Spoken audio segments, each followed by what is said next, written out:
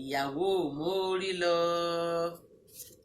abomi ò mórí lọ ọmọ mórí lọ súlé ọkọ o mo wá wọn lẹ́wà o àwẹ̀ ò mórí lọ ọ̀bùntún ò mórí lọ súlé ọkọ o mo wá wọn lẹ́wà o. Hello beautiful people, welcome to my channel, Yoruba American Comedy. Ayomikolopin channel is Yoruba and Gẹ̀ẹ́sì. My name is Princess. Tonight, the episode is about the Olori that was bullied by the police officer.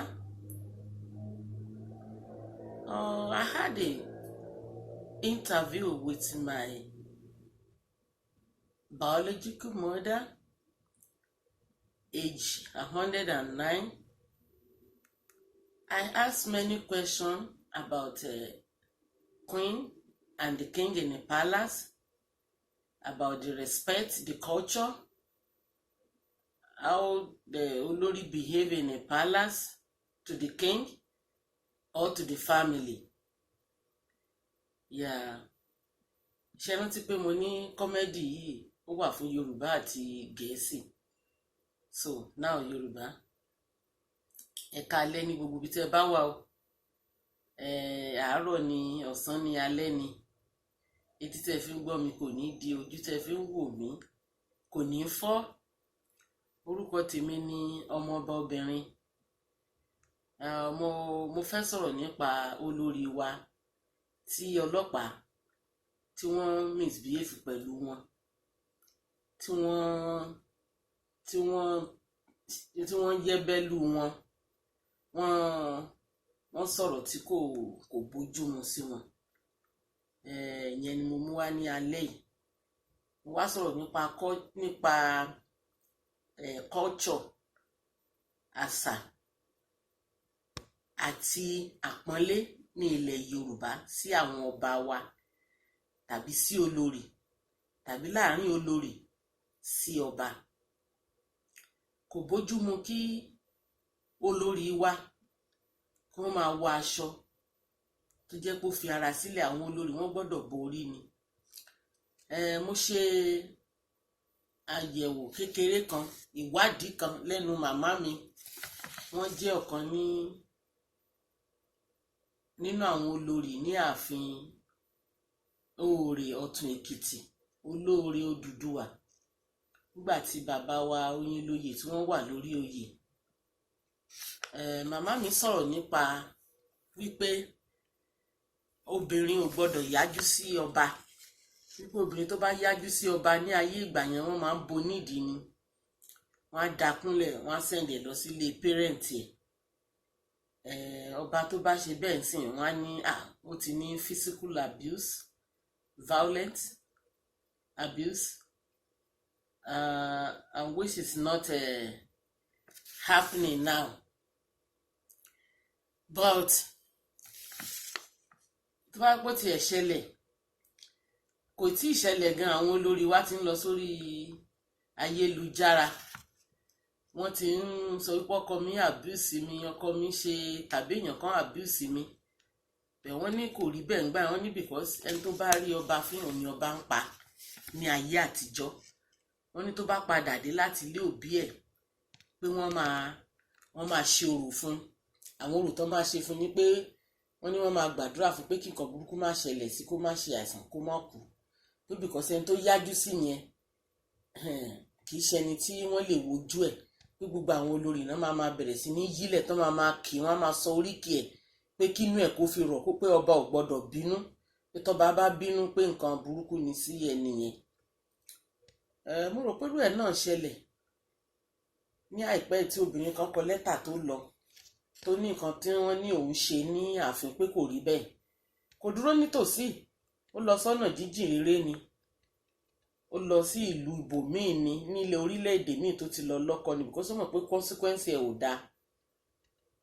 Ẹ̀yin ká fi ṣe àpẹẹrẹ pẹ̀lú ọmọọba ìlú Èbó Diana àti ọkọ ẹ̀. ọmọọba ìlú ìbò Charles àti Diana ìyàwó ẹ̀ nígbà tóbìnrin yẹn fi ààfin sílẹ̀ consequence ẹ̀ ó bá àdìgan ni. So láàárín olórí àti kábíyèsí tíjà bá wáyé tó bá ti bẹ̀ wọ́n ládé òde ni pé ìyàwó mi má bínú, mo ti ṣẹ̀, dáríjì mi, ẹ jẹ́ kó tán síbẹ̀. Tẹ́ bá ní ẹ máa revenge wípé if you think you are being abused by somebody or by your husband and you want to revenge, it will hurt you, even though it might harm you too, and it's happening now. So ẹni tí irú ẹ̀ bá ṣẹlẹ̀ sí kó lọ kó padà immediate effect láti lọ bẹ̀ bàbá yẹn, bẹ̀ bí ọkọ, bẹ̀ everybody, torí wípé ọmọ tó wà ńbẹ̀ kì í ṣe nǹkan téèyàn lè fi bínú délẹ̀. Then àwọn àlejò tó ń wá sí ààfin wọn gbọ́dọ̀ respect àwọn bàbá wa jákèjádò ilẹ̀ káàárọ̀ oòjíire. Àwọn bàbá wa wọn kì í ṣe ẹni tí à ń bọ̀ lọ́wọ́, ẹni tá à ń tẹríba fún ni. Àwọn màmá tún tẹ̀síwájú, wọ́n ní ayé ìgbà yẹn èèyàn ò kí ń dọ̀bálẹ̀ fún ba wọn, dẹ̀ kí ń dúró, wọn kí ń bọba lọ́wọ́, pé ọba ò kí ń ṣe ẹni tó ń ṣí ojú wò pé èèyàn máa kúnlẹ̀ báyìí tó máa tẹríba ni. Bẹ̀tí lóde òní ń sìn àwọn èèyàn wá ń bọ àwọn bàbá wa lọ́wọ́, á ní hello kabi. Bàbá náà dẹ̀ ní choice, he has to bọ́ lọ́wọ́ because tí ò bá bọ́ lọ́wọ́ wọn ló ṣègbéraga, wọn ló ti pọ̀ jù, and which is not good. Ẹ jẹ́ ká pọ́n àwọn ọba wa lé.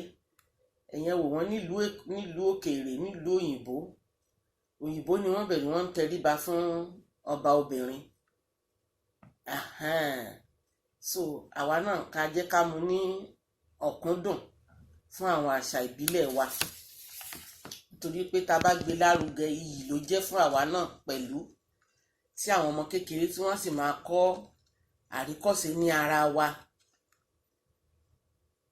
So nípa ìdí èyí ẹ jọ̀wọ́ ẹ jẹ́ ká ṣe àtúnṣe rẹpẹtẹ tó dáa, because ó ti pọ̀ jù. Àwọn tó ń sọ̀rọ̀ lórí móhùnmáwòrán tó ń jẹ́ ọmọ ìlú ilẹ̀ Yíbò, ilẹ̀ Calabar, wọ́n máa ń bú ọba wa ṣeré ni, tí ò dẹ̀ da. Ọ̀rọ̀ lọ́kọláya tó bá parí tán, alárinà stay away ni o, no more third party at that time.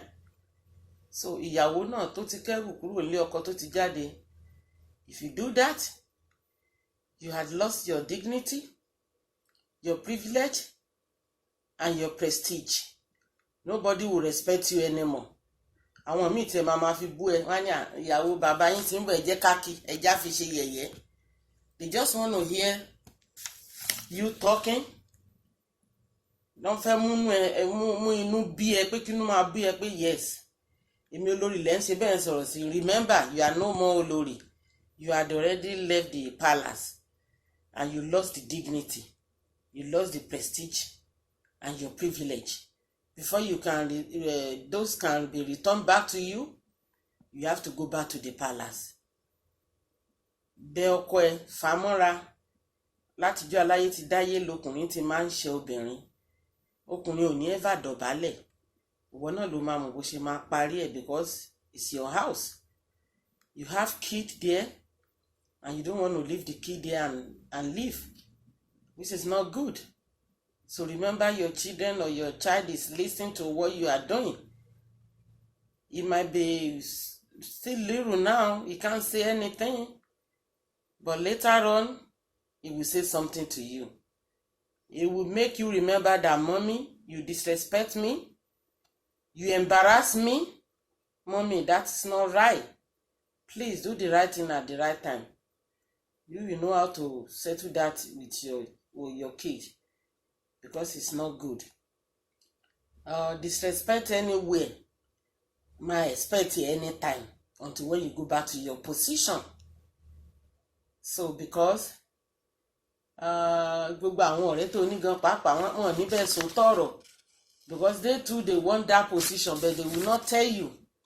They want you to fall. Wọ́n á tẹ́ ní sórí kòtò, wọ́n á ní àwọn mìíràn ìjọba rẹ̀ kú ẹwẹ́lẹ́, kòtò dẹ̀ ti wà lábẹ́ ẹni o.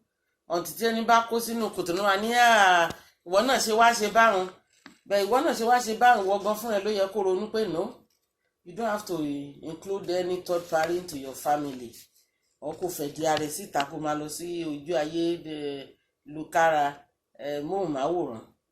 Stop that, trash in the garbage. Forget about it. Don't go to the YouTube or whatever anymore. Stay in the palace, do the right thing over there. Ẹni tá à ń wò lókèèrè bí ẹni gíga kò kí ń rí ara ẹ̀ sílẹ̀. Because kó tó lọ sílé ọba, you have to think that okay, Muslim ni mí, Christian ni mí. Does this place belong to me? Is that my place to live? You have to think very well before you go. Kò tó téèyàn bá ti wọ ọbẹ̀ kò ṣe padà mọ́. If you look back, dangerous yo. So let me tell you that. So in order to remove the dangerous, please, you have to eradicate things that your husband doesn't want you to do. And respect àwọn family ọkọ. Ọmọ tó kéré jù ń bẹ respect gbogbo wọn ní adé orí ẹ. And you must give the honor to who those honor belong to. In order for you to have rest, ilé ọkọ, ilé ẹ̀kọ́ ni, especially ilé ọba. It's a pepper house. It is a pepper house. So you have to know how to behave. Tó bá ti ń lọ ilé ọkọ gẹ́gẹ́ bí orin mi pé ìyàwó ò mórí lọ